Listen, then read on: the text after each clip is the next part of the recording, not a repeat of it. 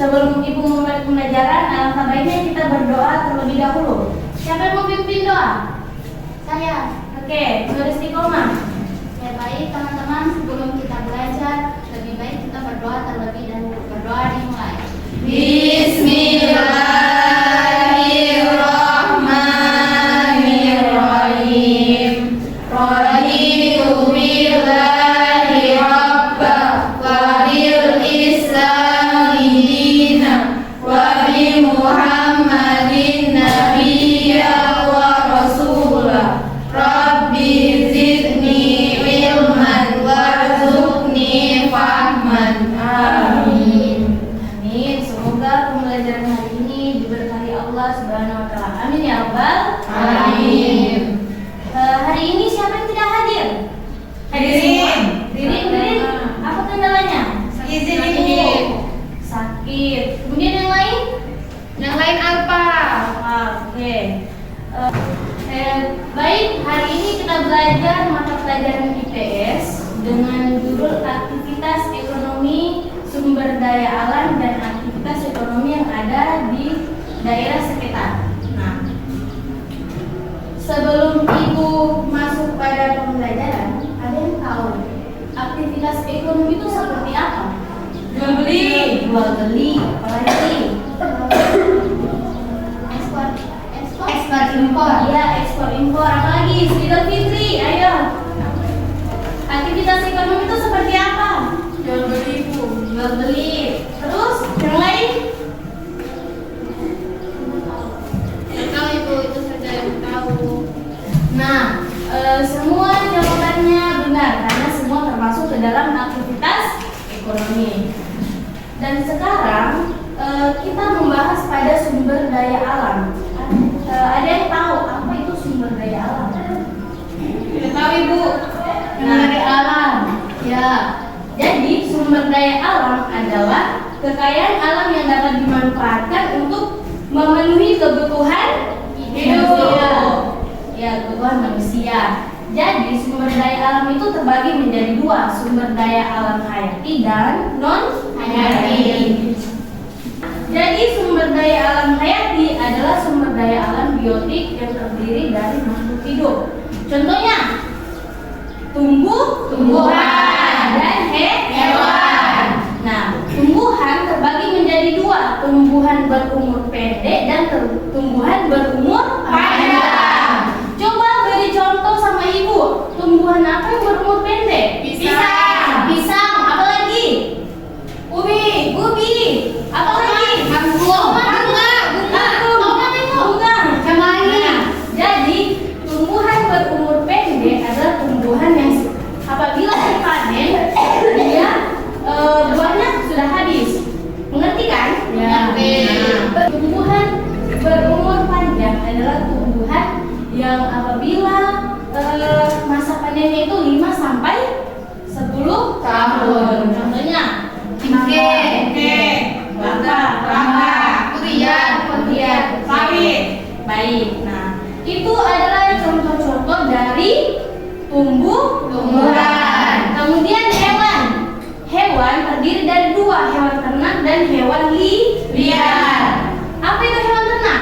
Yang dipelihara, dan dibudidaya. Contohnya apa tadi? Kucing, sapi, apa lagi? Anjing, ya. Bebek, bagus. Nah, kemudian hewan liar, hewan yang hidup di alam. Hijau apa?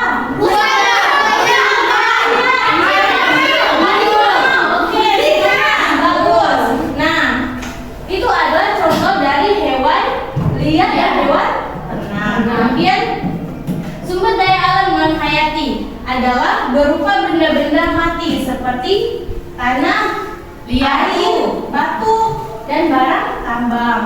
Nah, aktivitas ekonomi yang ada pada tempat-tempat strategis yang pertama pantai, lautan, sungai, danau, apa lagi? Dataran tinggi dan pegunungan. Dataran rendah. Ya, gunung. Ya, gunung juga termasuk dalam aktivitas ekonomi yang ada pada tempat-tempat strategis. Kemudian aktivitas Aktivitas ekonomi yang berupa pelayanan jasa terdiri dari buruh atau tenaga kasar, pegawai negeri, TNI dan Polri, perbengkelan, kesehatan, transportasi, pendidikan, perhotelan dan rumah modern. Nah, tadi kan sudah dibahas tentang kegiatan ekonomi atau aktivitas ekonomi. Nah, jadi dalam aktivitas atau kegiatan ekonomi itu biasanya dibentuk organisasi. Nah, salah satunya itu organisasi ekonomi ya maksudnya. Salah satunya itu ada koperasi. Nah, jadi ada yang tahu apa itu koperasi? Nah, jadi koperasi itu merupakan suatu kelompok atau perkumpulan yang bekerja sama dalam cita-cita atas dasar kekeluargaan dan gotong royong untuk mewujudkan kemakmuran bersama. Nah, koperasi itu didirikan pada tanggal 12 Juli 1960, yaitu pencetusnya Dr. Andes Muhammad Hatta. Nah, oleh karena itu pada tanggal 12 Juli itu ditetapkan sebagai Hari Koperasi Nasional. Nah, sebagai lembaga ekonomi, koperasi itu tentu memiliki tujuan. Nah, apa saja tujuannya? Yang pertama, itu meningkatkan kesejahteraan dan menyediakan kebutuhan anggotanya. Yang kedua, memberikan kemudahan untuk setiap anggotanya untuk mendapatkan modal usaha. Nah, yang ketiga, itu mengembangkan usaha setiap anggotanya. Nah, sekarang macam-macam koperasi. Jadi koperasi itu terbagi menjadi dua.